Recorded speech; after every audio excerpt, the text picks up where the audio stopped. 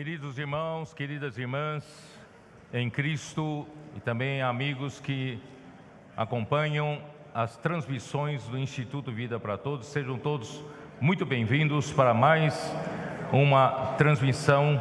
Dessa vez chegamos à mensagem número 17 da série, cujo tema geral é Cristo, o centro conector da obra de Deus. E o título da mensagem 17 é: A nossa vida está oculta com Cristo em Deus. Os versículos são Colossenses capítulo 3, versículos de 1 a 4. Nós estamos muito alegres porque o Senhor realmente tem mudado, restaurado a vida da igreja com muita alegria entre nós. Estamos de fato como quem sonha. E essa semana nós estamos recebendo vários irmãos da liderança da região 2 do Brasil, que compõem as igrejas de 4 estados, desde Pará, Amapá, Maranhão e Piauí. E também estamos recebendo os irmãos do estado de Tocantins, região 3, estão aí, e também vários outros, que também alguns já foram embora, do Mato Grosso do Sul. Os irmãos de Foz do Iguaçu estão aqui, do Cone Sul, e especialmente os irmãos do continente africano. Estamos com os irmãos de Congo. Irmãos, é impressionante, com 3 meses de funcionamento do SEAP e da comportagem no Congo, irmãos, nós já temos 2.600 livros distribuídos, semeados naquele país. E como resultado da comportagem, eles já reservaram $5.000 para reimpressão de livros. Irmãos, o Senhor realmente tem abençoado o Congo. Que o Senhor possa abençoar mais ainda. E também os irmãos do Quênia têm chegado aqui já há algum tempo, e algum deles vai embora amanhã. Mas eu também quero dizer que o Senhor vai abençoar muito aquele país. E também chegou, também os irmãos de Uganda estão aí, E finalmente um cooperador conseguiu chegar, o irmão William, está aqui conosco, onde ele tem uma escola com 460 alunos. Nós estamos querendo aproveitar isso ali, irmão.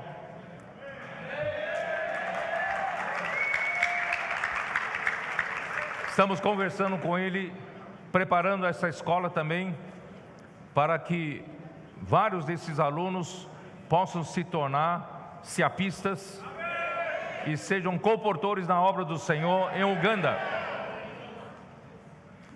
O Senhor está fazendo grandes coisas nos nossos dias, porque Ele quer voltar.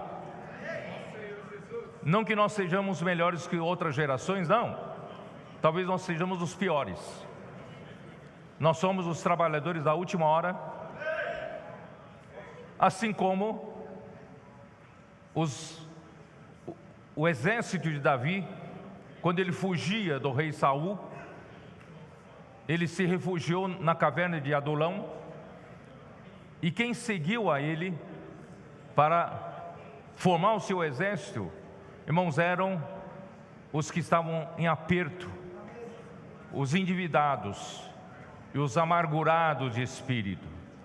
Irmãos, talvez pelo padrão do servo de Deus de outras épocas, de 3 em 3 horas não sejamos qualificados. Mas, irmãos, o Senhor precisava, na última hora, de trabalhadores para encerrar esta era. Então o Senhor foi procurar nas encruzilhadas, já que os bons não quiseram vir. O Senhor foi procurar nas encruzilhadas os coxos, os cegos, os paralíticos, e eis-nos aqui. Não somos os melhores, somos os piores, mas pela misericórdia do Senhor, irmão, Ele nos tornou úteis na mão do Senhor. Nós temos entre nós, irmãos, um grupo muito dedicado para aperfeiçoamento da comportagem, que é o nossos queridos irmãos do PAC. Eles estão trabalhando muito. O Senhor tem dado graças, e o Senhor tem feito com que eles trabalhassem no descanso. Realmente, humanamente falando, era para eles estarem num bagaço, desculpe usar essa palavra, mas graças ao Senhor, eles estão bem, estão contentes, estão alegres, porque eles trabalham no descanso de Deus, e eles estão nos ajudando. Os irmãos líderes das regiões, das igrejas, têm nos ajudado, irmãos, a mostrar que muitas coisas que nós nos preservamos, a nossa habilidade no serviço à igreja, acaba se tornando hoje, né, as habilidades que no começo eram habilidades dadas do céu, na esfera do céu, mas com o tempo nós nos acostumamos e acabamos usando essas habilidades na esfera terrena. Nós então, depois de muitos anos na vida da igreja, os líderes principalmente, nós sabemos orar, nós sabemos dar conselhos aos casais, dar conselhos aos irmãos, nós sabemos administrar a igreja, nós sabemos administrar reuniões. Irmãos, essas muitas habilidades, se não tomarmos cuidado e não forem feitas na esfera celestial, acabam tornando nossas muletas, acabam, né, tornando as nossas boias. E o Senhor quer nos levar para uma outra esfera. Por isso que Colossenses 3, versículo 1 diz: buscai as coisas lá do alto, se nós já ressuscitamos juntamente com Cristo. Quem aqui crê que já ressuscitou com Cristo? Então não faz sentido mais, irmãos, de buscar as coisas aqui da terra. Se nós já ressuscitamos juntamente com Cristo, busquemos as coisas lá do alto, onde Cristo vive, assentado à direita de Deus. Pensai nas coisas lá do alto, não coloca mais a sua mente nas coisas aqui da terra, em como ganhar dinheiro, como sustentar a família, correndo atrás como todo homem, talvez coisas legítimas, não tem nada de errado, mas, irmão, nós acabamos escravizados nas coisas da terra. Versículo 3 diz: porque morrestes, e a vossa vida está oculta juntamente com Cristo em Deus. Irmão, nós já morremos para as coisas da terra, nós já morremos para a carne, já morremos, irmãos, para... o nosso corpo do pecado já foi crucificado juntamente com Cristo. Nós não vivemos mais em pecado, ou aliás, não precisamos viver mais em pecado.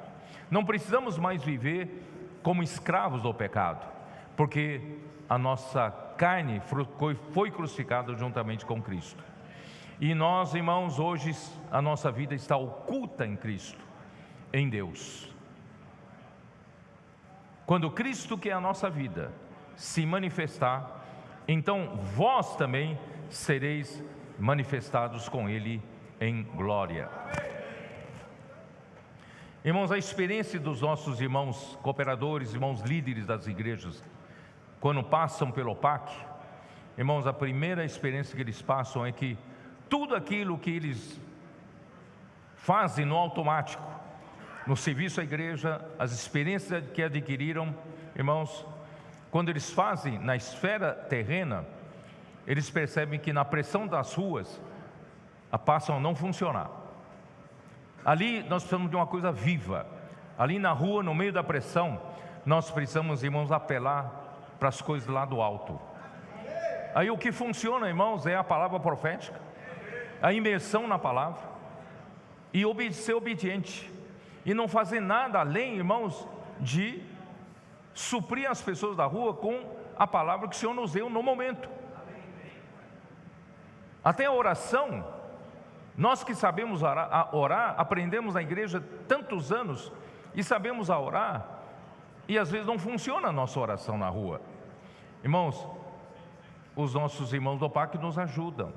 Não precisa inventar nada, não. Pega a palavra que você imergiu, pega a imersão da palavra, usa essa palavra e ora com essa palavra. Não é que funciona? A palavra profética é que faz a obra de Deus. Seja simples. Um comportor chegou a um homem: posso orar por você? Sim, pode. Tem algum pedido? Ore pela minha esposa. Ele entendeu, então deve ter problema conjugal. Então, se nós, no homem natural, fôssemos orar nessas condições, nós iríamos imediatamente usar nosso conhecimento de como orar para um casal. Senhor Jesus, abençoe esse casal, se eles estão com problema de casamento, Senhor, sara, cura. Mas não, esse comportor usou a palavra que tocou, que ele imergiu. Ele foi muito tocado, irmãos, que nós ainda construímos muitas fortalezas na nossa mente, e na nossa mente natural temos muitas resistências à palavra de Deus. Então ele orou simplesmente assim: Senhor, tira, derruba todas as fortalezas desse homem e quebra todas as suas resistências. Só isso, não orou nada pelo casamento. E a pessoa olhou e falou assim: era o que eu precisava. Por isso, irmãos, não é pela nossa força, não é pelo nosso conhecimento, não é pelo que nós sabemos fazer esses anos todos que nós aprendemos, irmãos, na vida da igreja, irmãos, é ir lá para outra esfera. Nós precisamos viver na esfera da fé. Vamos viver na esfera da fé? Por isso, irmãos, o nosso dia a dia, mesmo você que não é um comportor, você pode viver na esfera da fé.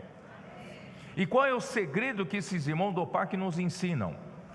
O segredo, irmãos, não tem outro. É amar a palavra profética. É saber, ter fé, crer que a palavra que o Senhor está falando conosco hoje é a palavra de Deus para hoje, para nossas necessidades hoje. E como essa palavra vai me ajudar? Fazer imersão. Faço a imersão. Faço com que essa palavra seja o quê? Eu faço a imersão, exercito o meu espírito com a palavra, e essa palavra da imersão vai começar a mexer com a minha mente se renova, abre a porta para a palavra entrar na minha alma. A minha alma começa a ser trabalhada pela palavra, e a minha vida começa a mudar. O meu ser muda. Antes o meu ser era controlado pela carne, pela mente natural, mas agora meu ser é controlado pelo Espírito, pela palavra. A imersão da palavra, irmãos, começa a me renovar, começa a mudar minha alma, transformar minha alma. O que acontece? Aí eu sou colocado, irmãos, na pressão da rua. Você diz: eu não sou comportor, não tem problema. No seu escritório, no seu trabalho, você também pode fazer imersão da palavra. Pode ou não pode? Faz a imersão na palavra, não é isso? E ali no seu escritório também pode ser a pressão da rua, né? De repente o Senhor fala, ora por aquele seu amigo, seu colega. Mas vou orar o quê? Ora a palavra profética. Ora por a palavra que você fez na imersão. De repente você fala uma palavra que talvez no homem natural você fala, ele não vai entender nada, mas ele vai falar: exatamente era isso que eu precisava. Por isso, irmão, nós podemos viver o tempo todo assim. E sabe o que está acontecendo? Você imergindo na palavra, crendo na palavra profética e sendo obediente à palavra, você estará saturado com a própria essência de Deus que vem pela palavra, que é o amor de Deus. O amor de Deus vai saturar você, e quando você fala: posso orar por você, meu amigo, meu colega, a pessoa recebe com amor, percebe que é o amor de Deus alcançando ela. Ela vai dizer: como é que você está se importando comigo? Ninguém se importou comigo. Posso orar por você? Qual a sua necessidade? Ora pelo meu filho, meu filho está entrando para o mundo das drogas, não sei mais o que eu fazer, estou desesperado.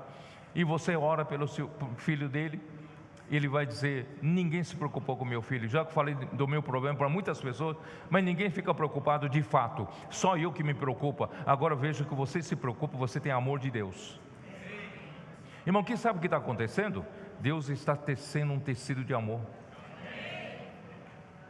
A história de amor, irmão, está acontecendo conosco para quem faz, quem crê na palavra profética, quem emerge e quem sai às ruas e pratica essa palavra. Um tecido de amor está sendo confeccionado. Irmãos, essa é a edificação da igreja. A edificação da igreja no passado nós entendíamos tão teoricamente.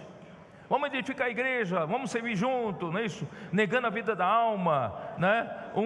Um é desse jeito, o outro é do outro jeito, vamos aprender a edificar junto, irmão. Hoje é muito mais prático. É a palavra profética, é a imersão na palavra, é a obediência para praticar a palavra.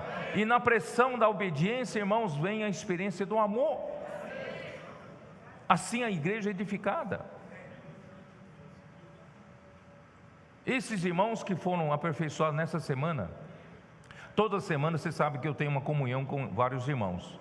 Eles passam pelo CEAP e alguns deles têm comunhão comigo, sexta-feira à tarde, sábado à tarde, e vêm para cá domingo de manhã. Sabe, invariavelmente, sabe o que eles falam para mim? Eles falam para mim que depois dessa semana passada no PAC, junto com os irmãos que nós servimos juntos, surge um amor inexplicável dentro de mim, que parece que eu olho para esses irmãos que passei uma semana junto, eu olho com tanto carinho, olho com tanto amor. Não é um amor natural, é um amor que Deus, né? Deus colocou dentro de nós. Irmão, você imagina, se você puder viver todo o tempo assim, você vai amar mais sua esposa, você vai amar mais o seu marido, você vai resolver o problema da sua família. O amor de Deus resolve tudo, irmãos. Acredita nisso? É disso, irmãos, que a igreja precisa. Por isso, irmão, eu tenho insistido para que os irmãos das igrejas pudessem experimentar isso que os irmãos do PAC estão experimentando, porque esse modelo pode ser repassado e deve ser repassado para toda a igreja. E dessa forma nós vamos estar, de fato, irmãos, sendo edificados no amor. Não é teoria, é amor. E estaremos apressando a volta do Senhor. Irmão, a única coisa que tenho no meu coração, irmãos, é desespero pela volta do Senhor. Vamos trazer o Senhor de volta? O Senhor pode contar com você? Por isso, irmãos, não fique ocupado todo o tempo com as coisas legítimas, que é o seu trabalho, ganhar dinheiro, sustento da família. Todas essas coisas são legítimas, mas não deixe, irmãos, apagar o fogo, né, do Espírito do Evangelho que está dentro de você. Vamos juntos, irmãos, vamos juntos renovar nossa mente, praticar, amar a palavra, imersão na palavra, obediente à palavra. Vamos praticar isso no nosso dia a dia. Isso, nós vamos estar mergulhados no amor. Esse amor vai nos edificar, irmãos. Quando completar nossa obediência, como diz 2 Coríntios capítulo 10, o Senhor estará pronto para punir toda desobediência. Quer dizer, o Senhor poderá voltar. Nós entraremos no reino milenar para reinar com Cristo durante 1000 anos. Quem quer esse galardão? Eu vivo motivado por isso. Essa esperança é a perseverança da minha esperança. Muito bem, preciso entrar na mensagem, né? Senão vai, que nem em Campinas, não conseguir falar a mensagem, né? Senhor Jesus. Irmãos, eu quero começar da seguinte forma. João capítulo 1, versículos 1 e 2. Abra sua Bíblia, por favor. Evangelho de João, capítulo 1, versículos 1 e 2.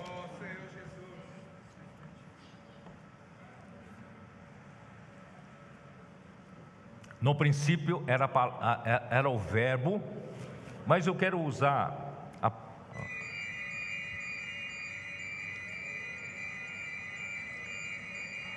Eu quero usar o termo palavra, que é mais compreensível para nós, tá? Então, na versão King James atualizada está palavra, tá? Então, no princípio era a palavra estava com Deus e a palavra era Deus. Aí o King James atualizado traduz assim no versículo 2: Ele, a palavra, estava no princípio com Deus, tá? Então vou repetir: no princípio era a palavra, e a palavra estava com Deus, e a palavra era Deus. Ele, a palavra, estava no princípio com Deus.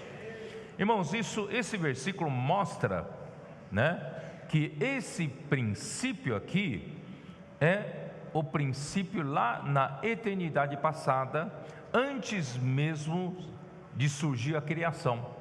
Antes de Deus fazer a criação, esse é o princípio na eternidade passada. Lá estava Deus, o Pai, a palavra, não é isso? E a palavra estava com Deus, e a palavra era Deus. E a palavra, né, estava no princípio com Deus.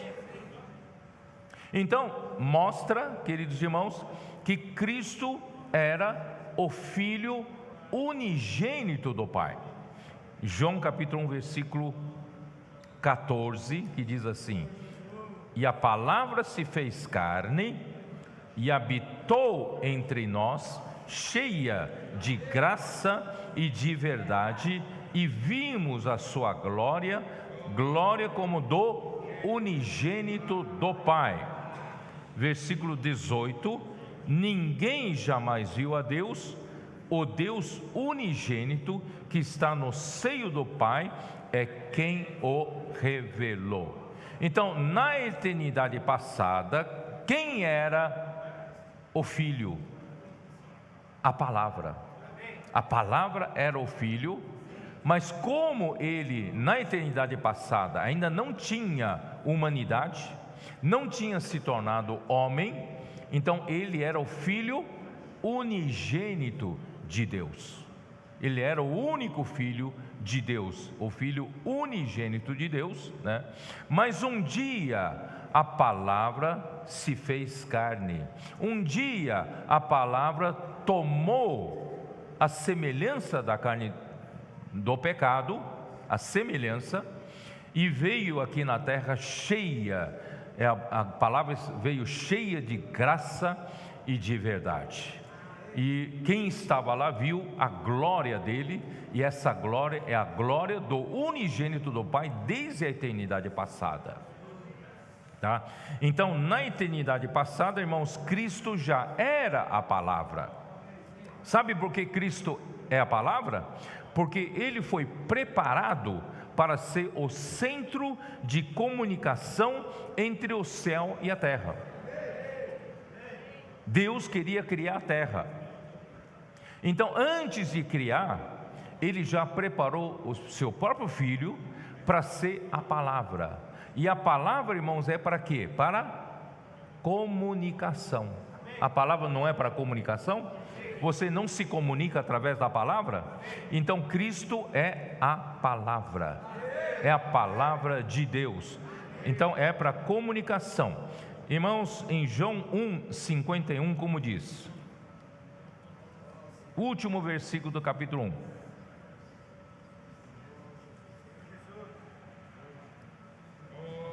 Os irmãos adolescentes podem tomar nota, né? Se quiserem. E acrescentou: em verdade vos digo, que vereis o céu aberto e os anjos de Deus subindo e descendo sobre o Filho do Homem. Agora, essa palavra, irmãos, se tornou o Filho do Homem. Era o Filho de Deus, era o Filho unigênito de Deus na eternidade passada. Mas agora que essa palavra se tornou carne, se fez carne, ele agora se tornou o Filho do Homem. Por que Deus colocou o seu Filho unigênito e se encarnou e colocou ele como filho do homem aqui na terra, porque Deus quer um ponto para se comunicar com a terra, que é filho do homem. Jesus se tornou filho do homem para o céu se comunicar com a terra, né? Então aí você vai ver que os anjos de Deus subiam e desciam sobre o filho do homem, e o céu está aberto para o filho do homem, porque o filho do homem se encarnou e foi colocado aqui na terra justamente para ter comunicação com o céu. E o filho do homem ali, onde está o filho do homem, ali está o céu aberto. E os anjos de Deus subiam e desciam. Aqui não fala desciam, subiam. Subiam e desciam. Então, o ponto de partida agora da terra para o céu é o filho do homem, é Jesus, tá? Então, isso na verdade diz respeito ao sonho de Jacó. Gênesis 28. Gênesis 28 fala do sonho de Jacó. Gênesis 28. Jacó então fugiu, né, de seu irmão Esaú, que queria matá-lo. E versículo 11: tendo chegado a certo lugar, ali passou a noite, pois já era sol posto. Tomou uma das pedras do lugar, fê-la seu travesseiro e se deitou ali mesmo para dormir. Pegou uma pedra, não tem travesseiro, não tinha travesseiro de espuma, nem travesseiro de pena de ganso, não tem, né? Ali no deserto mesmo, pegou uma pedra e colocou como travesseiro, dormiu. E sonhou. O que ele sonhou?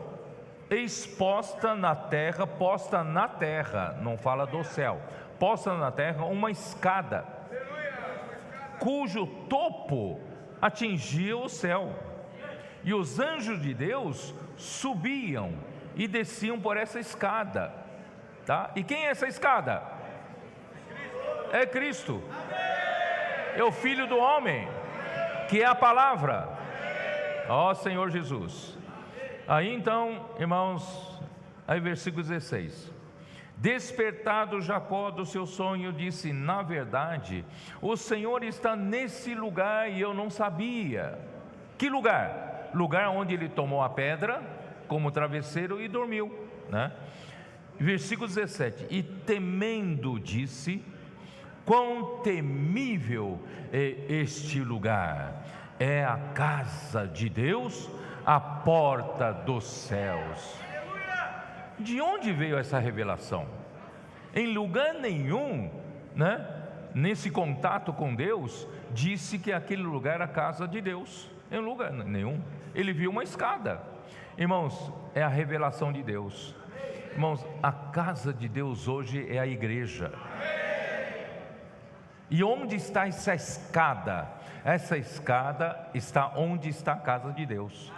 E onde está a casa de Deus? É onde Jacó tomou aquela pedra e dormiu em cima como travesseiro. E quando Deus, o Senhor, apareceu a ele, o que ele fez? Ele, versículo 18: tendo se levantado Jacó cedo de madrugada, tomou a pedra que havia posto por travesseiro e a erigiu por coluna, sobre cujo topo entornou azeite. Então aquela pedra que ele se deitou como travesseiro, ele levantou, né, como uma coluna e jogou azeite. Azeite representa o Espírito de Deus. Aqui, irmãos, aqui indica a edificação da igreja, porque ele viu que aquele lugar que o Senhor se encontrou com ele, deu aquele sonho maravilhoso para ele, aquele lugar era a casa de Deus. E a casa de Deus, irmãos, é a porta dos céus. Você está na casa de Deus, e a casa de Deus é a porta dos céus. Quando você vai na rua, o comportor vai para a rua, quando você vai pregar o evangelho, posso orar por você? Você não está saindo sozinho, você vai em nome da igreja, você sai em nome da casa de Deus. E quando você fala, posso orar por você, você está o quê? Você está conectando o céu, aquela pessoa ao céu, né? Porque a igreja é a porta dos céus. E quem é que conecta, né, as pessoas com o céu? Irmãos, é Cristo. Cristo é o conector, Cristo é a escada, Cristo, irmãos, é o centro de comunicação da terra com o céu. Por isso, irmãos, não é a sua palavra, né, a sua habilidade de dar mensagem para essa pessoa que vai conectar a pessoa com o céu. Irmãos, é Cristo. Por isso, não use da sua habilidade, use a palavra de Cristo. O que o Senhor falou com você, use aquela palavra para conectar as pessoas com Deus, tá? Então, graças a Deus, irmãos, por isso que Cristo, para conectar a terra com o céu, Ele é o centro da comunicação, Ele é a escada que liga a terra com o céu. Irmãos, Ele precisava se fazer carne, se tornar carne, para que tudo isso pudesse acontecer daí para frente. Por isso, irmãos, versículo 14 já lemos: e o verbo se fez carne, habitou entre nós, cheio de graça e de verdade, vimos a sua glória, glória como do unigênito do Pai. Por quê? Nós já falamos que o homem, em Gênesis 3, a serpente, com a sua astúcia, corrompeu a mente da mulher e fez com que ela duvidasse da palavra de Deus, e através dessa dúvida, essa hesitação na mente, ele conseguiu atraí-la para mostrar para ela que existe uma alternativa que substitua Deus, que é o conhecimento do bem e do mal. O homem não precisa mais de Deus para viver, o homem agora pode ter um juízo próprio do que é certo, do que é errado, e a mulher caiu nessa conversa. E a partir daquele momento, irmãos, o homem se desconectou de Deus. E Deus, irmãos, é a única verdade nesse universo. Quando o homem se desconecta de Deus, irmãos, o homem ficou conectado com nada, com zero, com vazio, com a vaidade, com a falsidade e mentira. Ó Senhor Jesus. Então Deus teve que enviar seu próprio Filho e se tornar o quê? Se tornar um homem, se tornar carne. Irmãos, a carne não é um termo positivo. A carne é depois que o homem, já caiu, né? O homem se tornou carnal. Isso está em Gênesis capítulo 6. O homem se tornou carnal. Carne não é um termo positivo, é negativo, né? Então, Jesus também teve que tornar-se também carne. Vocês não acreditam? Então vamos lá. Hebreus 2. Hebreus 2. Versículo 14. Visto, pois, que os filhos têm participação comum de carne e sangue, o homem que Deus quer que Jesus venha curar, venha salvar, Cristo venha salvar, irmãos, o homem, todos nós temos carne e sangue. Então, destes também ele igualmente participou. Para quê? Para que por sua morte destruísse aquele que tem o poder da morte, a saber, o diabo, e livrasse todos que pelo pavor da morte estavam sujeitos à escravidão por toda a vida. Satanás domina o homem, escraviza o homem pelo poder da morte, e todo homem tem medo de morrer, tem pavor da morte, não é isso? Por isso, irmãos, os homens adoram ídolos, justamente por medo de morrer. Eu andava pelas estradas lá de Taiwan, China, né? E numa estrada cheia de curvas, lugar perigoso que se acidenta carro sempre, e muitas curvas perigosas, você vê, tem dinheiro, papel, jogado nas curvas. Mas não é o dinheiro moeda corrente, mas era o dinheiro que se compra nos templos pagãos para oferecer ao diabo, aos demônios e aos ídolos. Como que fosse assim: eu vou comprar pela minha segurança, eu vou comprar nos templos pagãos, eu pago um preço, compro aquele dinheiro, e quando passo no lugar que eu quero proteção, jogo esse dinheiro para os demônios, para o diabo, né? Acho que vocês, os adolescentes, nunca ouviram sobre isso. Isso é muito comum nos países pagãos, irmão, porque o homem tem medo de morrer, e o homem também quer prosperidade, quer ganhar dinheiro, também pagam para terem prosperidade, para ter saúde, sabe? Então, o homem vive debaixo da escravidão, mas Jesus, ele veio justamente nos tirar dessa escravidão. Então, como nós temos carne e sangue, ele também tomou carne. Mas, irmãos, aí vem um problema: se Jesus, como Deus que se encarnou, se tornar carne, e toda carne é pecaminosa, toda carne é a carne do pecado. Então, como Jesus pode vir aqui na terra para salvar o homem do pecado, e ele se tomar a carne e não ter pecado? Porque a Bíblia diz que ele não tem pecado. Então vou ensinar para vocês adolescentes, onde a Bíblia nos dá uma luz aqui, ó. Romanos 8:3. Quem consegue entender Romanos 8:3? Que fazer para Deus mandar seu filho se tornar carne e não participar do pecado? Quem sabe? Qual é a solução? É Romanos 8:3. Romanos 8:3 diz assim: porquanto o que fora impossível à lei, no que estava enferma pela carne, quer dizer, até a carne não tem mais o que fazer, né? Com relação à lei, porque nenhuma carne consegue cumprir a lei, né? No que estava enferma pela carne, isso fez Deus, enviando o seu próprio Filho presta bem atenção que a Bíblia fala, em semelhança da carne pecaminosa.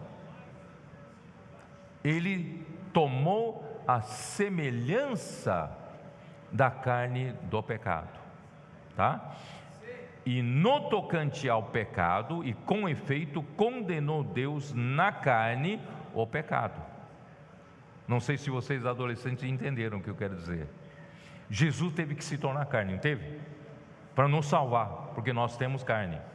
Só que quando Jesus se fez carne, ele não nasceu da vontade da carne. Jesus não nasceu de um pai e mãe.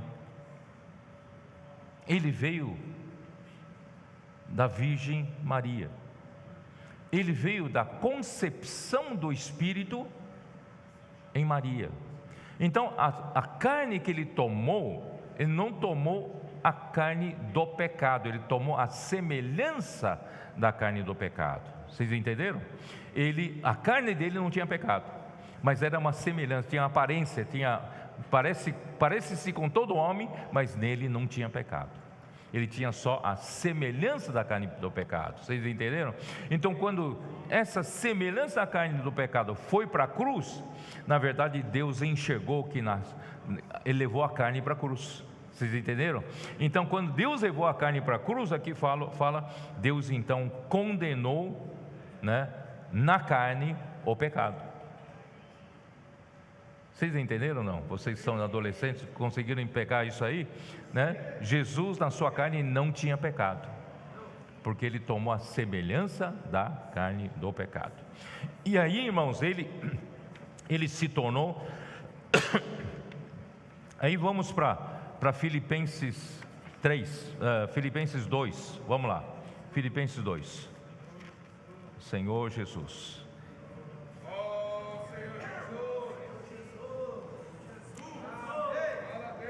Filipenses 2, versículo 5, diz assim: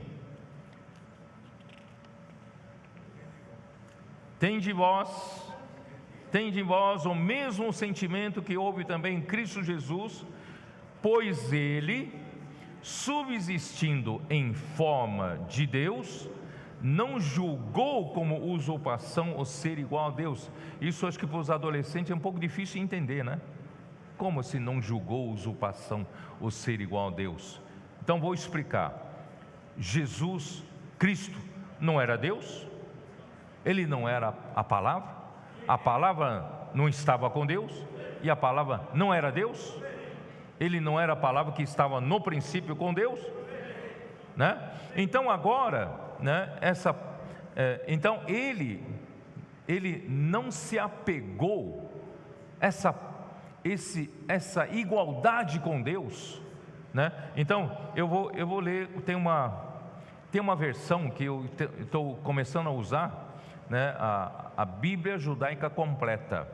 Tem uma tradução boa, talvez vocês adolescentes consigam entender. Aqui diz assim: Cristo existindo em forma de Deus, porque Cristo é Deus, não é?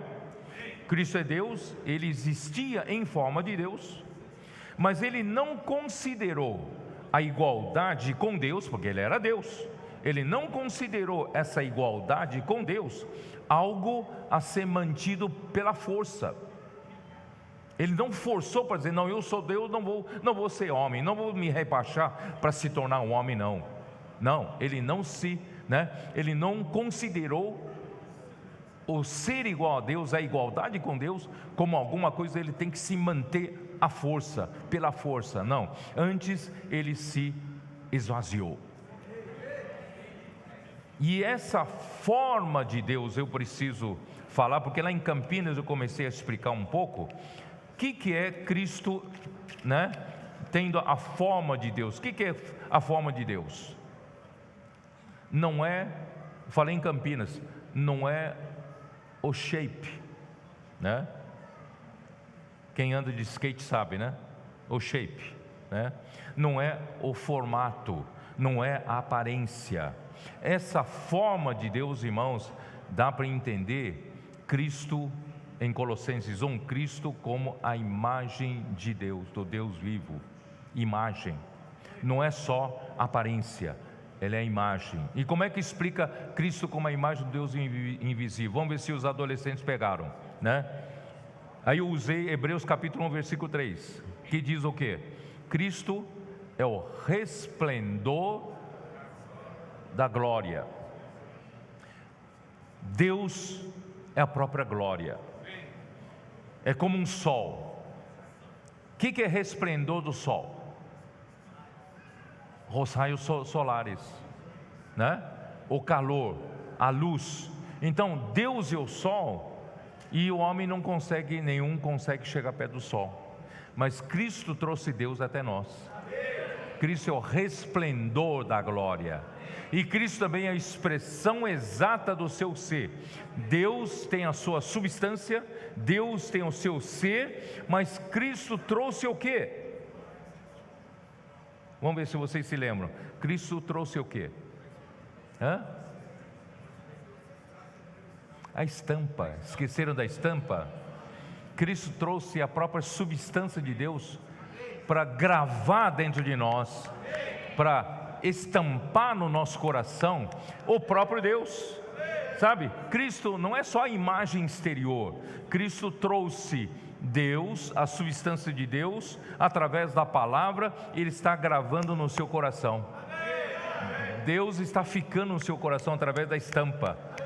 A substância de Deus está ficando em você. Então Deus está realmente morando em você, porque Ele está crescendo em você através da palavra. Então esse é o sentido da forma de Deus.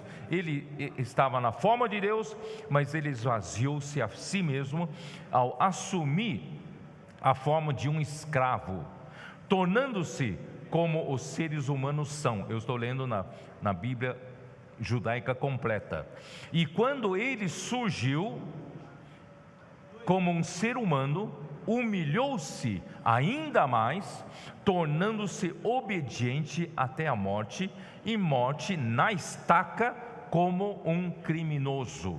Os criminosos no Império Romano eram o quê? Os piores criminosos eram condenados à morte numa estaca. Pregavam os criminosos em uma estaca de pau, não é isso? E colocava à beira da estrada movimentada, para as pessoas verem o sofrimento desses criminosos na estaca e para a vergonha deles, para o povo não entrar no crime. Irmão, Jesus foi crucificado como um criminoso na estaca, e ele se tornou obediente até a morte. Irmãos, a obediência é o que Deus quer obter da igreja. Deus, o final do trabalho de Deus, irmãos, é a nossa obediência. Por isso nós estamos falando que nós temos a palavra, estamos fazendo a imersão na palavra, e no final, irmãos, o Senhor está ganhando a obediência em nós, tá? Muito bem. Então, ó Senhor Jesus, vamos lá. Aí, Hebreus 5, 7 a 9, vamos dar uma olhada. Hebreus 5, 7 a 9.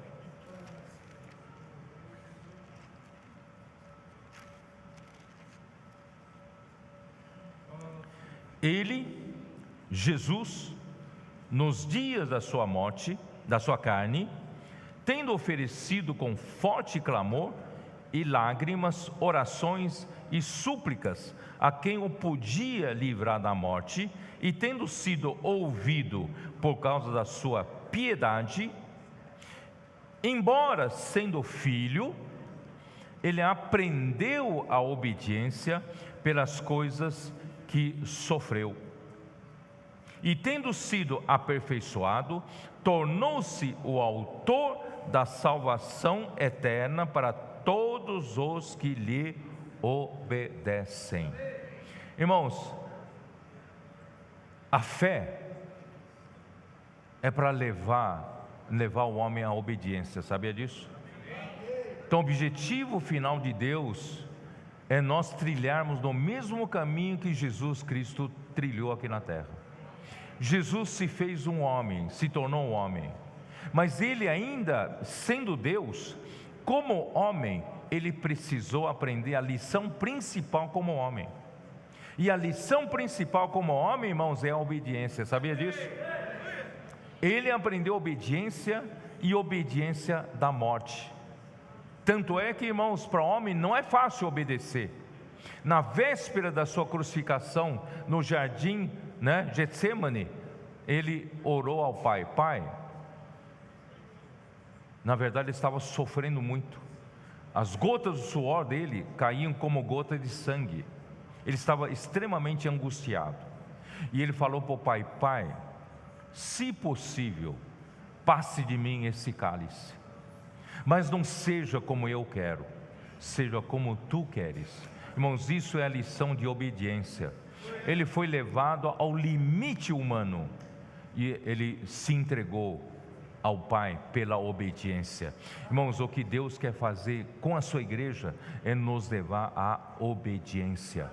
E essa obediência, irmãos, é o resultado final da edificação da igreja e o resultado final do tecido do amor, da história do amor. Irmão, quando a obediência chegar, ao ponto máximo da igreja, irmão, o Senhor vai voltar.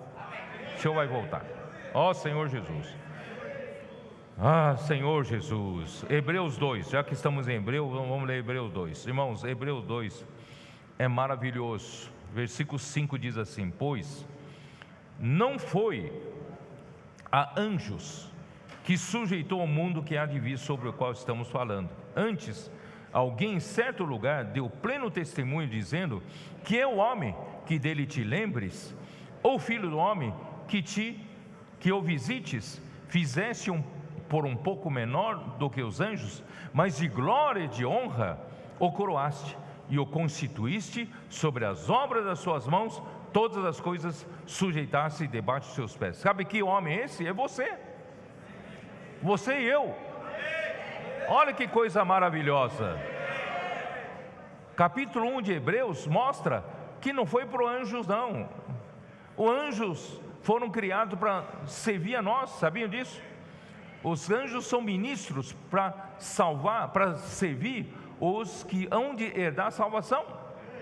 Então, os anjos são para nós servir. Nós, irmãos, estamos sendo preparados para reinar no mundo que há de vir. Quem tem essa consciência está sendo preparado. Você está sendo preparado para ser um príncipe, para ser uma princesa, para ser um rei, para reinar no mundo vindouro. E Deus não entregou esse privilégio para os anjos, é para você, homem, né? Deus vai sujeitar todas as coisas a homem. Só que no versículo 8, final do versículo 8, agora porém ainda não vemos todas as coisas a ele sujeitas. Quer dizer, o homem ainda não pode sujeitar as coisas, porque o homem ainda não aprendeu a obediência. Então, irmãos, o que nós estamos fazendo aqui, irmãos? Através da palavra profética, imersão, né? Irmãos, é aprendendo a obediência. O Senhor quer que você vá para a rua? Obediência. Contate aquela pessoa, obediência, não é? Cuida daquela pessoa, obediência. Faz a imersão para curar problemas do seu casamento, obediência, não é? Então, no final, irmãos, a edificação da igreja, quando terminar, obediência também chegou ao fim. Aí o Senhor poderá voltar, né? Porque o Senhor quer preparar o homem para governar o mundo que há de vir. Mas quem vai nos levar lá? Quem vai nos levar lá? Versículo 9: vemos todavia aquele que por um pouco tendo sido feito menor que os anjos, Jesus, por causa do sofrimento da morte, foi coroado de glória e de honra. Ele já foi coroado na ressurreição, e foi para que pela graça de Deus provasse a morte por todo homem, porque convinha que aquele por cuja causa e por quem todas as coisas existem, conduzindo muitos filhos à glória, aperfeiçoasse por meio de sofrimentos o autor da salvação deles. Então Cristo é o nosso capitão da salvação, o autor da salvação. Ele está à nossa frente, Ele trilhou esse caminho da obediência, e nós hoje, pela palavra profética, pela imersão na palavra, nós estamos trilhando pelo mesmo caminho da obediência. Ó Senhor Jesus. Mas onde eu quero chegar com tudo isso, irmãos? E quando então ele aprendeu obediência, né? Filipenses 2, versículo 9 a 11, volta lá para Filipenses. Senhor Jesus.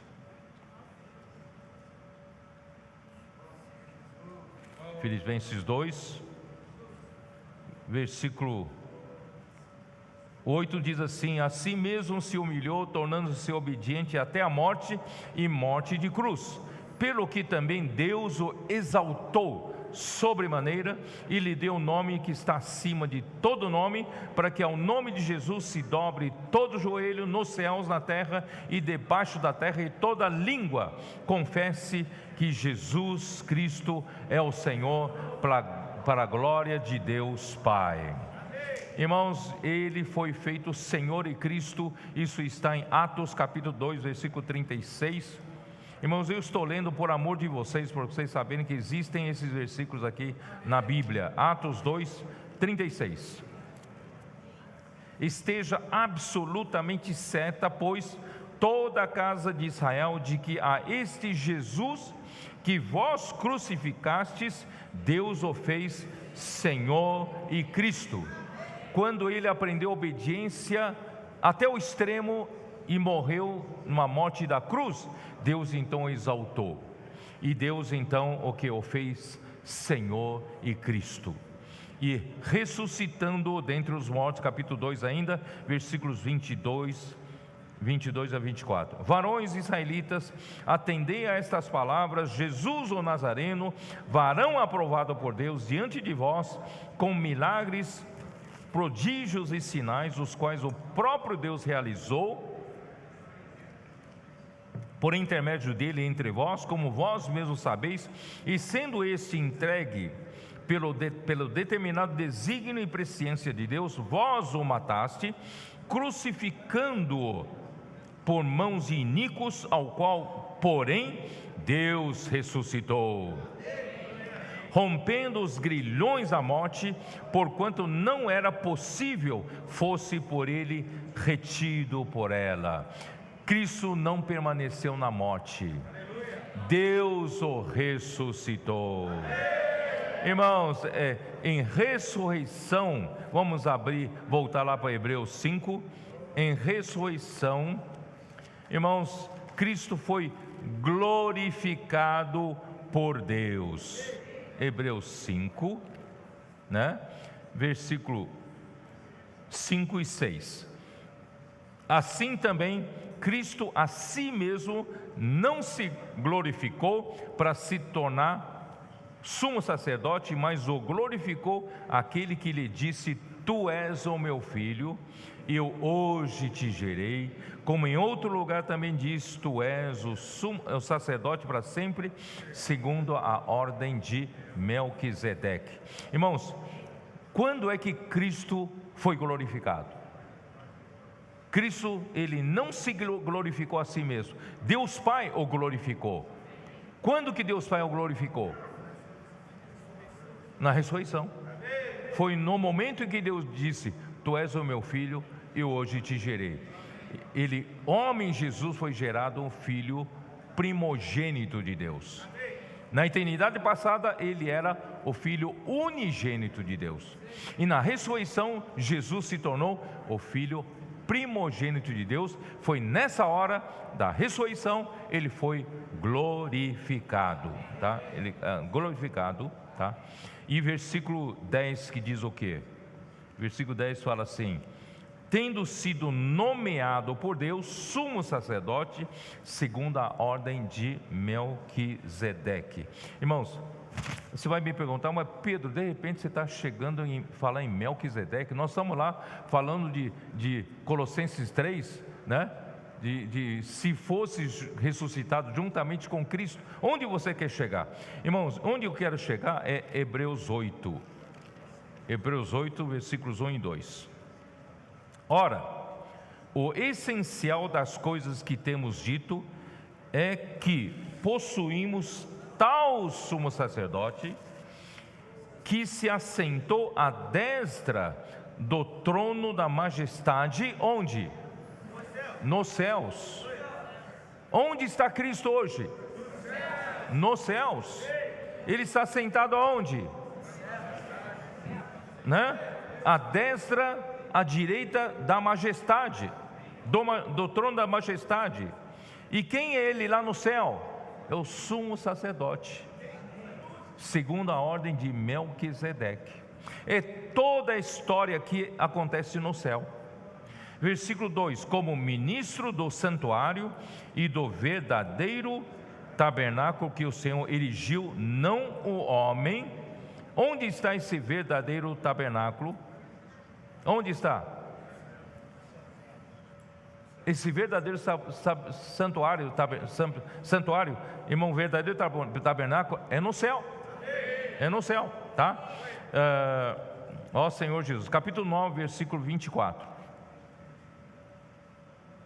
Porque Cristo não entrou em santuário feito por mãos, figura do verdadeiro, porém no mesmo céu, para comparecer agora por nós diante de Deus. Então onde está Cristo? Depois da ressurreição, Ele está à direita de Deus. Ele é o que? Ele está servindo por nós, como sumo sacerdote.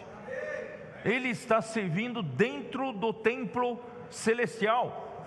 Ele, o sumo sacerdote, até hoje está lá servindo a Deus, ministrando a Deus no templo celestial. Ele é o sacerdote da ordem de Melquisedeque. Ó Senhor Jesus. Hebreus 4. Hebreus 4, 14. Tendo, pois, a Jesus, o Filho de Deus, como grande sumo sacerdote que penetrou os céus, conservemos firmes a nossa confissão. porque não temos sumo sacerdote que não possa compadecer-se das nossas fraquezas.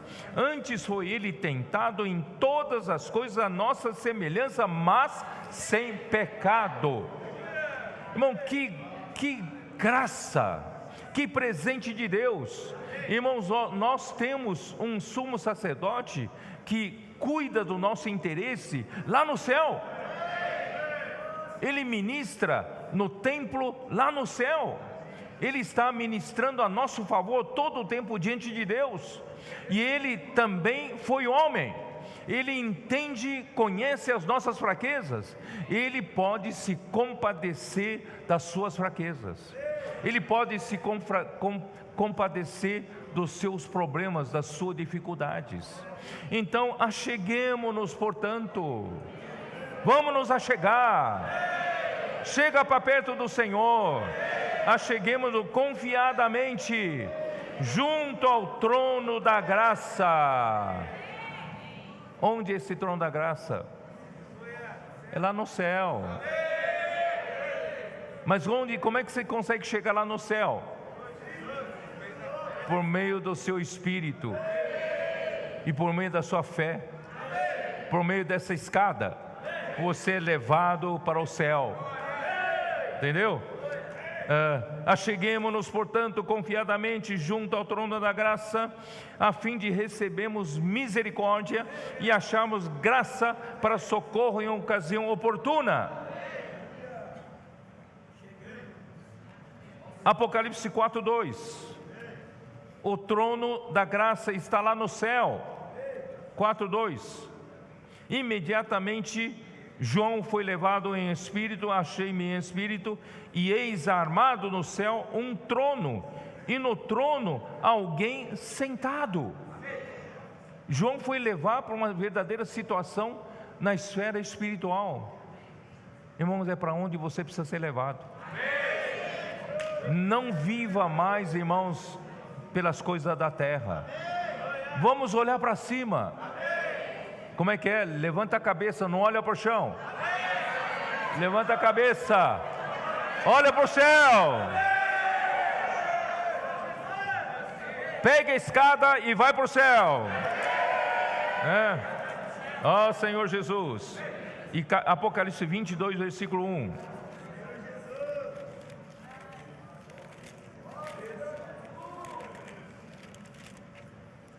Então me mostrou o rio da água da vida, brilhante como cristal, que sai do trono de Deus e do Cordeiro. Esse trono, irmãos, está no céu, de onde flui o rio da água da vida. Oh, que maravilha! Então, irmãos, Cristo já ressuscitou, Ele está à direita de Deus. Romanos 8:34, como diz? Vamos ler. Romanos 8:34, como diz? Quem os condenará? É Cristo Jesus quem morreu, ou antes quem ressuscitou, o qual está à direita de Deus e também intercede por nós. Irmãos, quem pode nos condenar se quem morreu por nós é Cristo?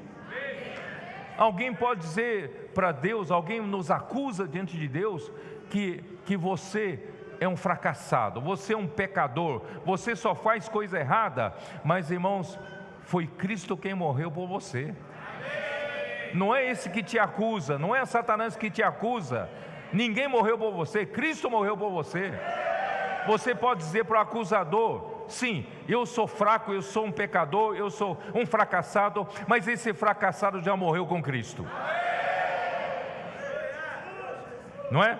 E quem ressuscitou? Irmão, quem ressuscitou? Quem morreu por nós? E quem ressuscitou? Cristo. Onde Ele está? Ele está à direita de Deus.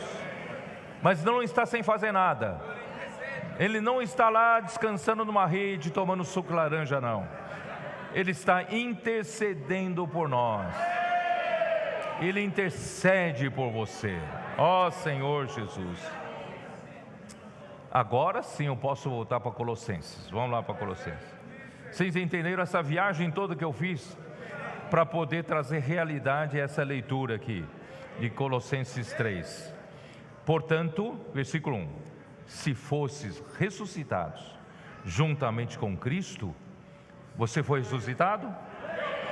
Você foi transportado para onde? No céu. A realidade da vida cristã, irmão, está no céu, não está nas coisas aqui da terra, né? Então, se fosse ressuscitado juntamente com Cristo, buscai as coisas lá do alto, onde Cristo vive. Não fica aqui nas coisas da terra. Vamos lá para o céu. E de que maneira eu posso ir lá para o céu? Deus deu um presentão para você, que é a sua fé. A sua fé te transporta para o céu. Na sua fé está aquela escada. Na sua fé está Cristo, o conector. Quando você, através da fé, exercício da fé, você não vive pelas coisas que se veem.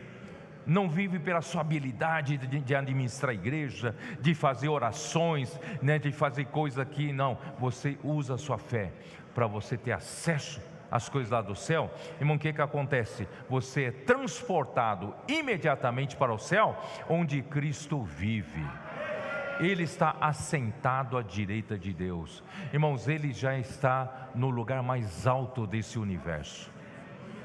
Efésios 1 não fala que Ele foi alçado à região celeste, acima de todo principado, potestade,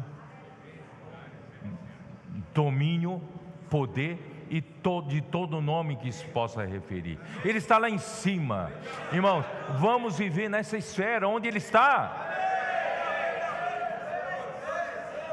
Às vezes você, no meio de fazer comportagem, contatar as pessoas de pressão da rua, chega uma hora você fica meio que subjugado pela frieza das pessoas. As pessoas não querem nem saber de oração, não querem saber de Deus. E você, quando vive pelas coisas da terra, você é afetado. Quando você fica afetado, fica desanimado. Irmãos, mas o Senhor quer levar você lá para a outra esfera, levar a esfera da fé. Irmão, na esfera da fé, todas as coisas são subjugadas, estão debaixo dos seus pés. Você naquele lugar, irmãos, não precisa ficar com medo não. Você tem autoridade máxima. Você está acima de todo o poder, toda a potestade. Você que subjuga as forças das trevas. Ó Senhor Jesus, vamos viver nessa esfera, irmãos. Vamos viver nessa esfera. Por isso, versículo 2: pensai nas coisas lá do alto, não nas que são aqui da terra. Irmão, não coloque mais a sua mente na carne. Não coloque a sua mente mais nas coisas visíveis, nas coisas aqui da terra. Nós devemos viver na realidade celestial. Ó Senhor Jesus. Por quê? Porque já morrestes. Você já morreu. Você já morreu para o mundo e o mundo já morreu para você, né? Você já foi crucificado, a sua carne foi crucificada com suas paixões e concupiscências. Então, irmãos, nós não somos mais desse mundo. Nós já morremos para esse mundo. Nós devemos viver onde Cristo vive. E você sabe que se você vive essa vida na ressurreição, lá no céu, nas coisas lá do alto, o que acontece? A nossa vida está oculta com Cristo em Deus. Essa vida, irmãos, que nós vivemos hoje, é a vida que nós vivemos, a ressurreição. Lembra que em Romanos 6, ele não fala assim, para que nós fomos unidos também com Cristo na sua ressurreição, para que nós andemos em novidade de vida. Então, irmão, quando nós somos levados em ressurreição para lá no alto, irmão, a nossa vida é vivida lá. E essa vida vivida no céu, essa vida vivida na esfera celestial, ela está oculta em Cristo. Porque as pessoas aqui na terra não conseguem ver. Ninguém consegue ver a realidade da sua vida, sabia? Isso que você está fazendo. Você vai na rua, posso orar por você, salva as pessoas, tira as pessoas da sua vida sem sentido, e você ama os irmãos, passa a edificar a igreja com os irmãos. Essa vida, o labor de amor, o sacrifício, a entrega, irmãos, os sofrimentos de uma mãe para criar um filho, irmãos, ninguém sabe, só ela sabe. Quem é mãe aqui sabe do que eu estou falando, não é isso? Os sofrimentos que uma mãe tem, não só em 9 meses de gestação. Aí quando ao primeiro dia que sai, já passa a ter outro tipo de sofrimento, não é isso? As noites em claro, trocando fralda, de 3 em 3 horas dá de mamar, não é isso? A mãe fica doente, não tem direito de ficar doente, tem que cuidar do bebê. Irmãos, aí depois que vira criança, aí é outro tipo de sofrimento. Aí entra na adolescência, é outro tipo de sofrimento, não é isso?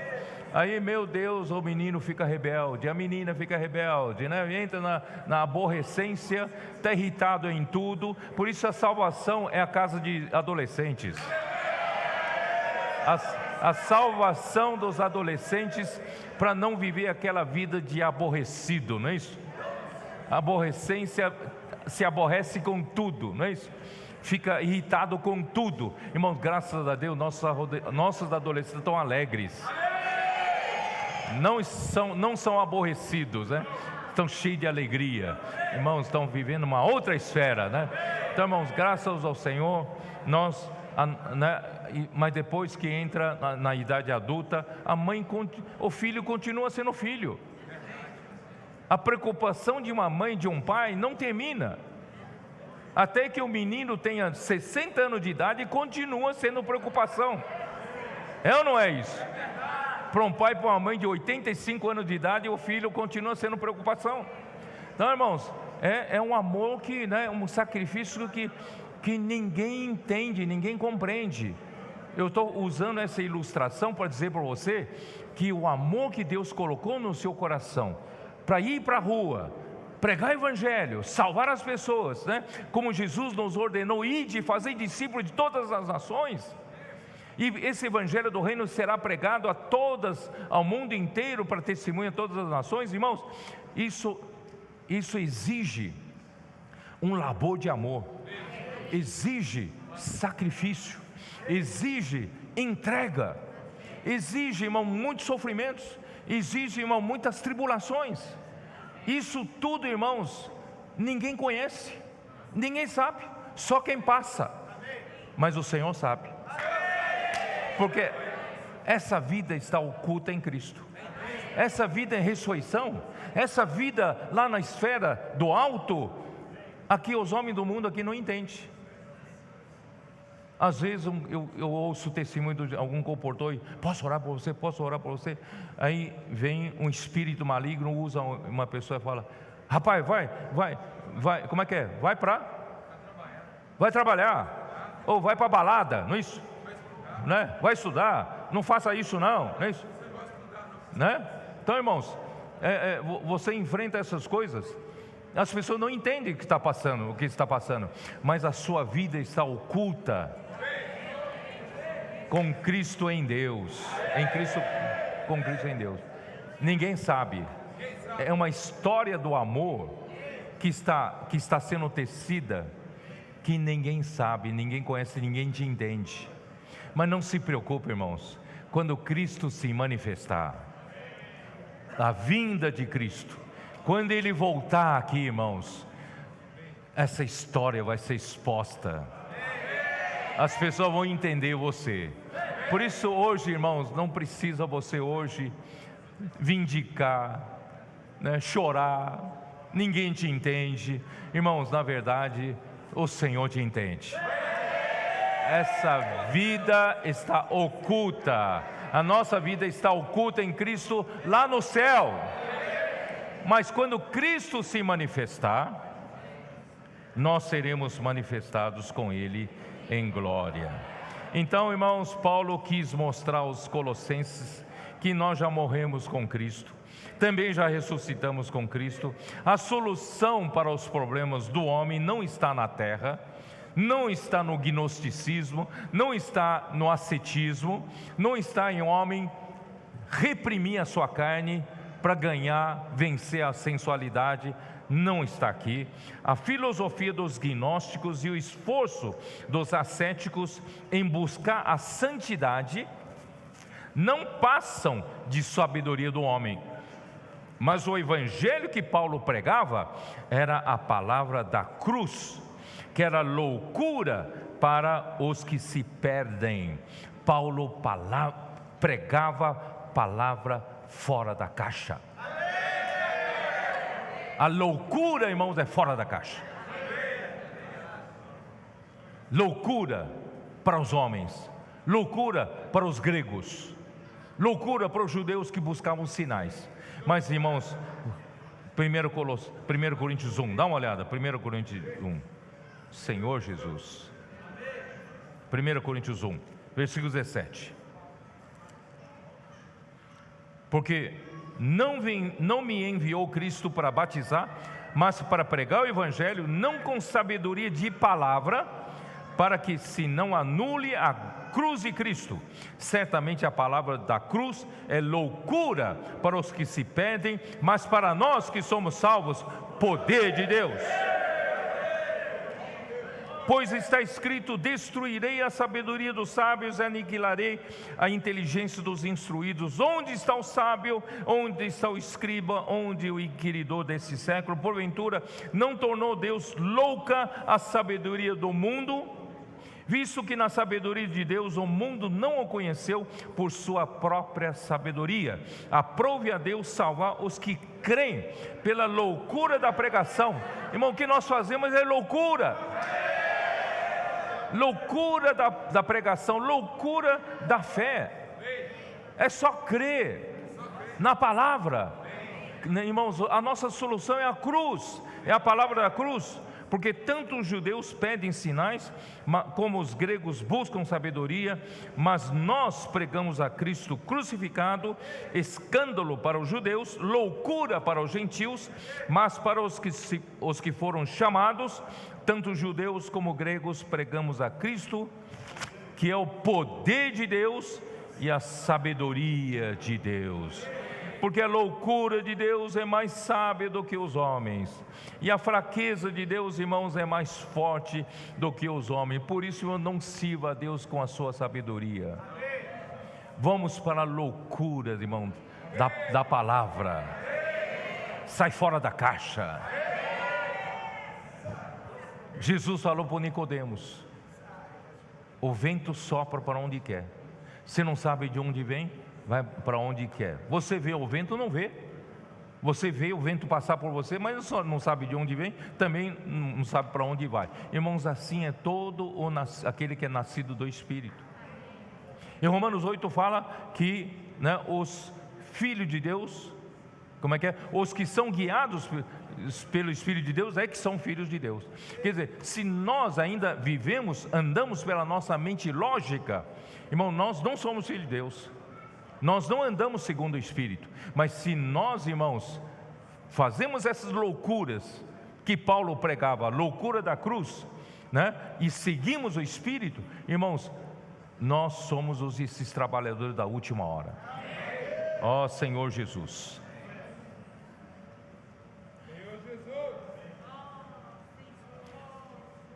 A reconexão do homem se dá na esfera espiritual e celestial. Nós nascemos do Espírito e entramos na esfera do reino de Deus. João 3, 5 a 6. A palavra da fé que pregamos é confessar com a boca Jesus como Senhor e crer no coração que Deus ressuscitou dentre os mortos, será salvo. Isso está em Romanos 10, versículos 8 e 9. Isso quer dizer o quê? Que a vida cristã, irmãos, é uma vida de fé, vivida na esfera espiritual e celestial. Nunca mais, irmãos, devemos viver na esfera da terra.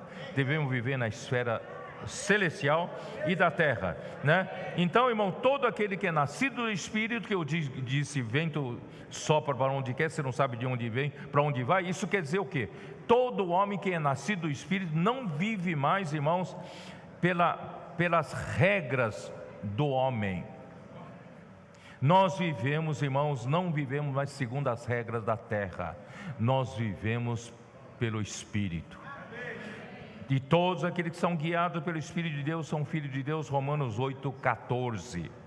Então a chave, irmãos, para viver a realidade espiritual é a nossa mente.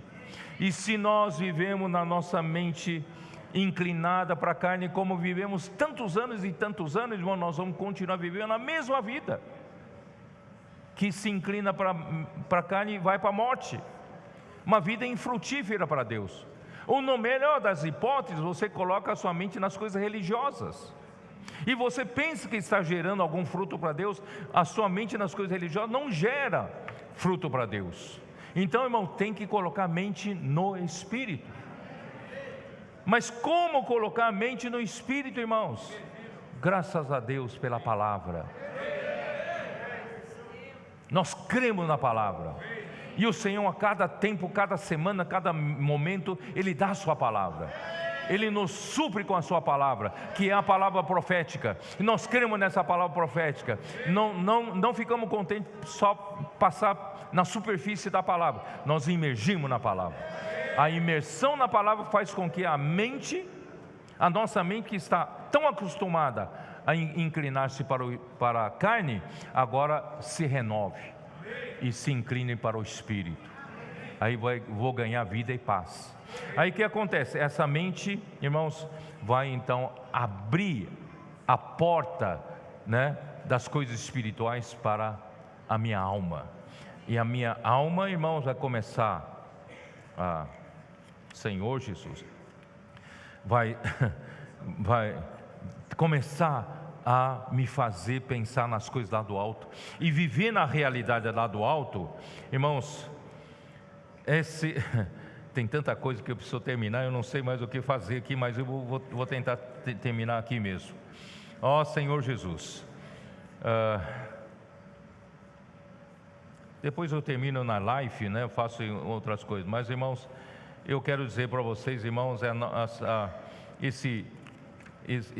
quando Cristo, que é a nossa vida, eu vou pular um pouco, Cristo, que é a nossa vida, se manifestar, então nós também seremos manifestados com Ele em glória. O que é isso, irmãos? Deus hoje está, pelo fluir do rio da graça, que falamos em Efésios, Cristo está nos enchendo com toda a verdade, toda a realidade de Deus. Está enchendo cada vazio do nosso ser com a própria realidade de Deus, que é com o próprio Cristo, até a plenitude de Deus, né? Vou ler, vai, Efésios 3:19. Efésios 3:19. Ó Senhor Jesus. E conhecer o amor de Cristo, que excede todo entendimento, para que sejais preenchidos. Aqui a melhor tradução é sermos enchidos, sermos preenchidos até a plenitude de Deus. Irmão, o que está acontecendo através da palavra profética, através da imersão da palavra, através da obediência da palavra, né? Obedecendo a pregar o evangelho, saindo às ruas? O que está acontecendo conosco? Estamos sendo enchidos. Cada vazio do nosso ser está sendo enchido com o próprio Cristo, com a própria verdade, né? Até a plenitude de Deus, tá? Então Cristo, que é a nossa vida, que tomamos para viver o dia a dia como a nossa experiência subjetiva. O próprio Cristo é a nossa vida como nossa experiência subjetiva. Então, quando Cristo se manifestar, os que buscam as coisas lá do alto hoje, que não colocam a sua mente nas coisas da terra, certamente participam ativamente da construção da rede de amor, na edificação da igreja. E dessa forma, irmãos, quando Cristo se manifestar na sua vinda, com certeza toda obra de Deus será manifestada, e você que participou da obra de Deus, você também será manifestado, e assim nós todos que participamos da obra de Deus, seremos manifestados com Cristo em glória. Não sei se vocês me entenderam. Por isso, irmão, hoje vale a pena não viver como todos os homens, entorpecidos para as coisas dessa terra. Vamos buscar as coisas aqui lá do alto. Vamos viver, irmãos, imergindo na palavra, obedientes à palavra, praticando essa palavra. Irmão, o que nós estamos fazendo? Nós estamos construindo uma rede de amor, a edificação da igreja que não é visível. Ninguém está vendo, ninguém sabe o que está acontecendo, mas nós sabemos. Está acontecendo porque está acontecendo lá no céu. Nós estamos construindo uma coisa lá no céu. Então, quando Cristo que está lá no céu chegar aqui na terra, Ele virá na sua glória. Irmão, nós seremos glorificados com Ele. Por isso, 1 Coríntios 13. Ó Senhor Jesus. Vocês têm um tempinho ainda? Vou terminar rápido. Vamos lá. 1 Coríntios 13. Versículo 8 diz: o amor jamais acaba. Irmão, tudo que nós estamos fazendo aqui é uma história do amor. O amor é o único item que jamais acaba. Havendo profecia, vai acabar um dia. Havendo outras coisas, vão acabar um dia. Mas o amor jamais acaba. Versículo 9: porque em parte conhecemos, em parte profetizamos. Porque hoje, irmãos, nós estamos aqui na terra ainda, e as coisas que acontecem na nossa vida estão no céu. Por isso, em parte conhecemos, em parte profetizamos. Nós ainda não estamos no céu, mas nós vivemos no céu. A nossa realidade da vida, a realidade da nossa vida está no céu, mas ainda não estamos. Deus ainda não nos levou para a glória, tá?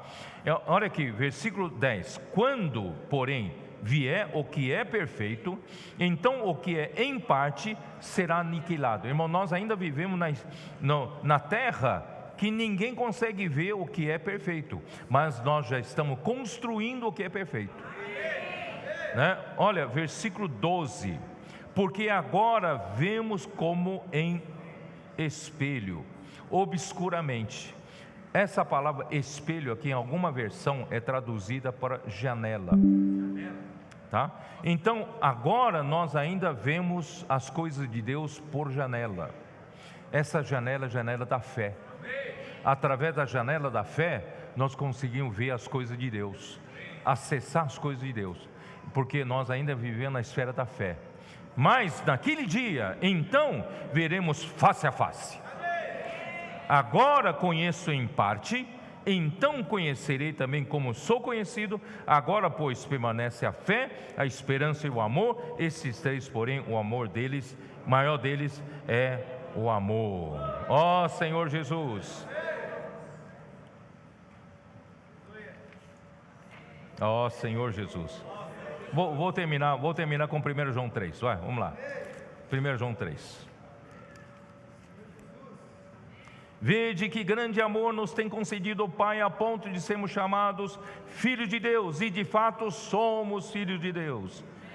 Por essa razão o mundo não nos conhece, por isso que a nossa vida está oculta com Cristo. O mundo não nos conhece, porquanto não conheceu a Ele mesmo. O que vocês estão fazendo na rua, menino? Né? O mundo não nos conhece, porque não conheceu a Cristo. Amados, agora somos filhos de Deus, e ainda não se manifestou o que haveremos de ser. Sabemos que quando Ele se manifestar, seremos semelhantes a Ele, porque haveremos de vê-lo como Ele é. O mundo não o conheceu, mas nós o conhecemos. O mundo não sabe quem é, também o mundo não nos conhece quem nós somos.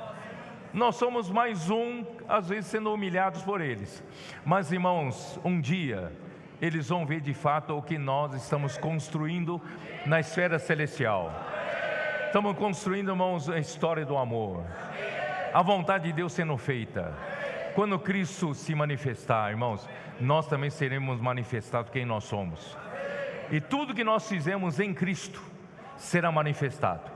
A nossa vida que está oculta hoje em Cristo será manifestada, e nós então seremos manifestados juntamente com Ele em glória. Vale a pena viver essa vida de sacrifícios, de entrega, de sofrimentos, mas nós estamos fazendo a vontade de Deus com alegria. Jesus é o Senhor, amém.